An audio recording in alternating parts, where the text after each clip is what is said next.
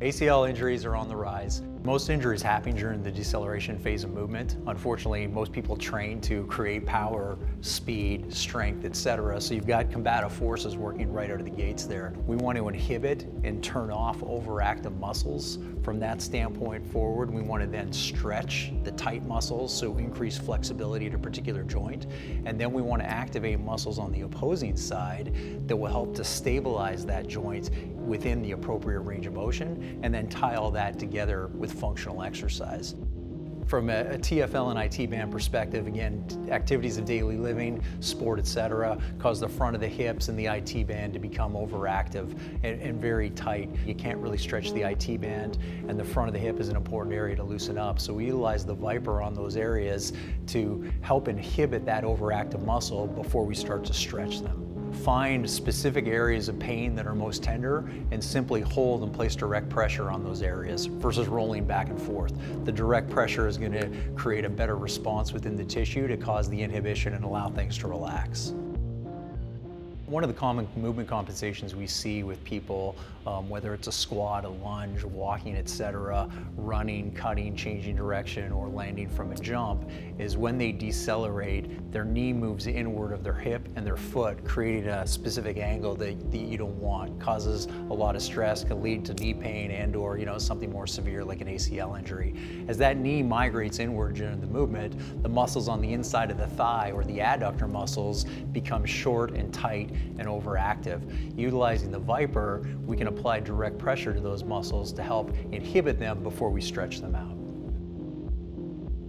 The appropriate range of motion in the ankle really plays a factor in what's going on at the knee. If you don't have the appropriate range of motion in the ankle, which is usually caused by a tight calf or gastroc, then your ankle is not going to be able to bend, and that's going to compromise the movement efficiency at the knee joint itself. So following myofascial release of the various muscles, we then want to move into static stretching to help create better range of motion and extensibility of the tissue. One of those muscles in particular is the calf, which allows better mobility at the foot and ankle. If the ankle doesn't move through the appropriate range of motion, it's going to compromise the movement efficiency at the knee joint itself and put undue and excess stress and pressure on that knee that can lead to pain and/or more severe injuries.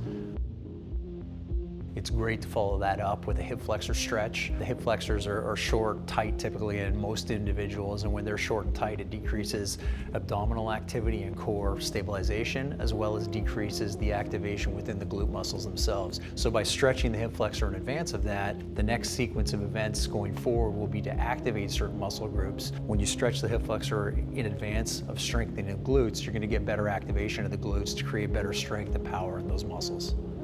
Standing adductor stretch is important to help elongate the muscles in the adductor complex. Typically what we see with people whose knees migrate inward during squats, lunges, walking, running, etc., those adductor muscles become really short and tight. So after utilizing the VYPER on those muscles to help inhibit them, it's ideal to stretch them out and elongate that tissue prior to doing activation exercises. So during the adductor stretch, the individual is going to stand with their feet beyond shoulder width apart, ensure that both their feet are pointed straight ahead, place their hands on their hips, and they're going to lunge one direction until they feel a good stretch on the inside of their thigh. Want to make sure that they hold that at least 20 seconds and upwards of 30 seconds. Ball bridge is a great way to activate the glutes, glute maximus in particular. An individual lies with their neck and shoulders on a stability ball, their knees bent, hips towards the ground, and what they're going to do is activate and engage their glutes, push through the heels, and lift their glutes up to form a tabletop position so there's a straight line between their shoulders, their hips, and their knees. They hold that position for a short period of time and then decelerate and lower their hips slowly towards the ground. Again, a great way to activate the glute maximus.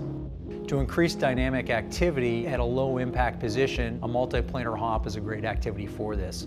An individual is going to start on one leg and transition and hop forward onto their opposite leg, stabilizing and balancing so they're complete control during the movement pattern. Once they've stabilized and balanced, they're going to hop backwards onto the leg from which they started. They can perform this action in a front to back motion, they can do it side to side, and they can do it with a turn or a rotation so that you're utilizing and engaging in all three planes of motion, which are a part of functional activity.